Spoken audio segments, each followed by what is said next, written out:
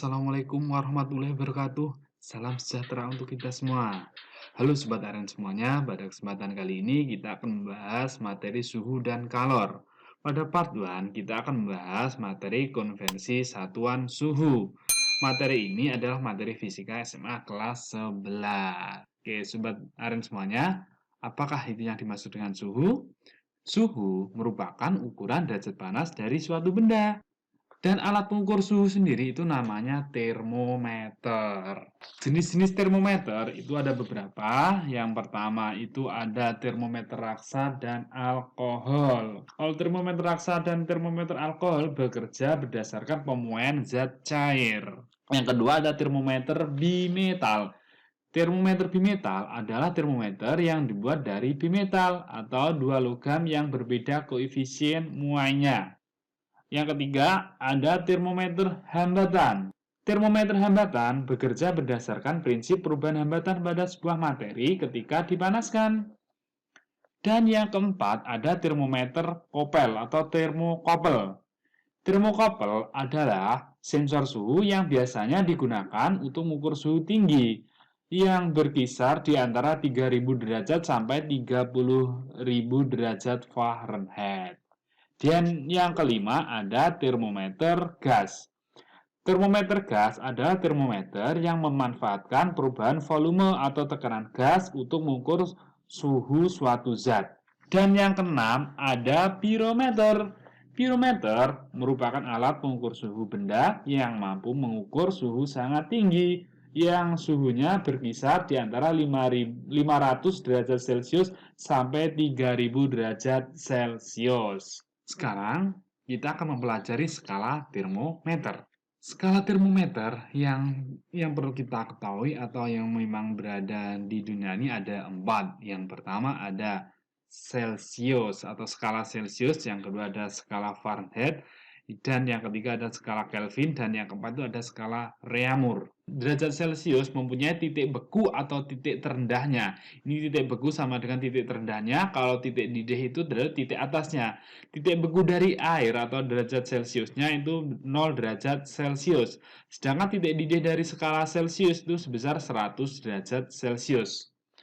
Untuk Fahrenheit, titik bekunya atau titik terendahnya sebesar 30 derajat Fahrenheit. Dan titik tertingginya atau titik didihnya sebesar 212 Fahrenheit. Untuk titik beku air pada suhu Kelvin itu berada di 273 Kelvin. Sedangkan titik didihnya yaitu sebesar 373 Kelvin.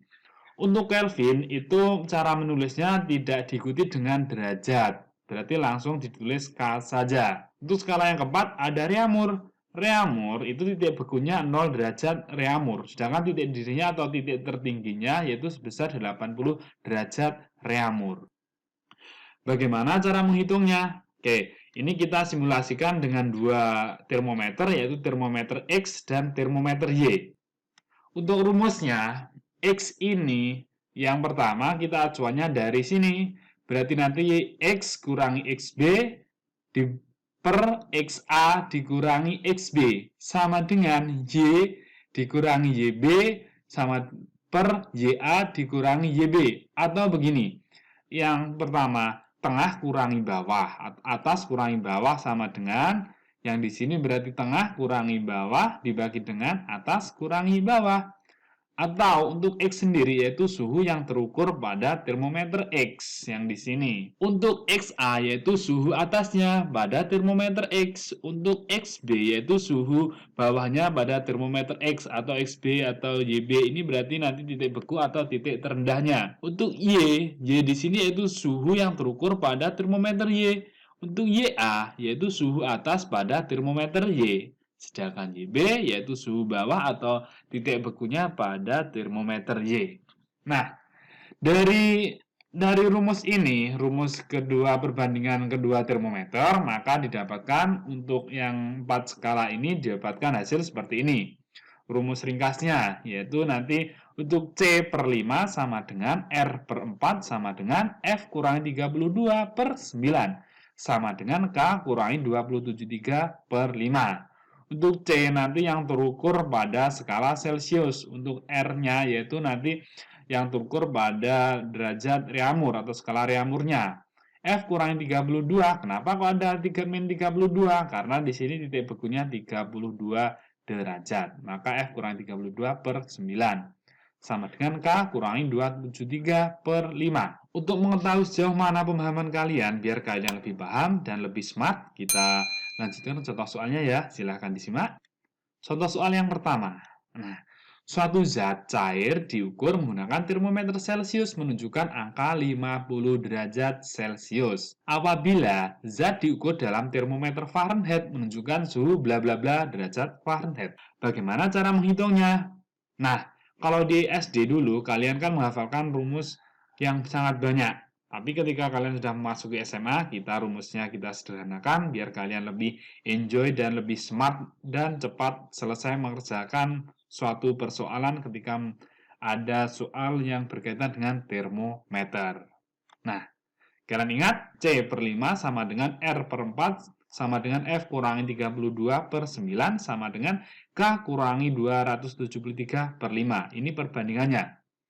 Sehingga yang diketahui di sini soalnya yaitu derajat Celcius dan ditanyakan Fahrenheit, kita menggunakan dua ini saja. Berarti yang dua tidak usah dipakai. Nah, yang diketahui dari soal, berarti C sama dengan berapa ini? 50 derajat Celcius. Yang ditanyakan dari soal, yang ditanyakan berapa nilai F-nya? Titik derajat Fahrenheit. Oke, yuk kita jawab bareng-bareng. Berarti dari sini rumusnya berarti nanti ada apa di sini? Berarti nanti C per 5 sama dengan ada F kurangi 32 per 9. C-nya ada 50 per 5 sama dengan F kurangi 32 per 9. 50 dan 5 kita bagi, ini dapat 10, ini dapat 1, kalikan silang. 10 kali 9 sama dengan ada F kurangi 32. Berarti 90 min 32 kita pindahkan ruas jadi plus 32 sama dengan F. 0 tambah 2, 2, 9 tambah 3 berarti 12, 122 derajat Fahrenheit. Mudah kan cara menyelesaikan soalnya? Biar kalian lebih paham lagi, Bapak akan memberikan satu contoh soal lagi. Kita simak ya. Oke, contoh soal yang kedua. Di sini, Ferry membuat termometer X dengan menetapkan titik beku negatif 20 derajat X dan titik didihnya 180 derajat X. Termometer X ini digunakan untuk mengukur suhu di sekitar lereng Lawu yang berada di wilayah Tawangmangu. Menjelang dini hari, suhu di sekitar lereng Lawu mencapai negatif 3 derajat Celcius.